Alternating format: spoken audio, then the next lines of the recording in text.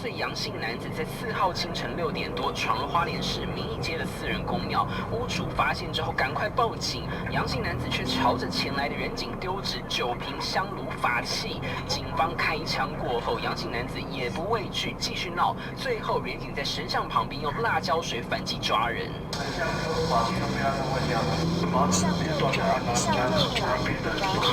一名同仁也是头部遭钝器重击，两名同仁手部都有玻璃碎片的擦血伤。这一间北斗天元宫不对外开放，只给亲朋好友参拜。但这名杨姓男子疑似心情不佳，随意闯入了这一间私人宫庙，袭警、闯民宅，被以妨害公务、侵入住宅、毁损罪送办。东森新闻黄一鸣花莲报道。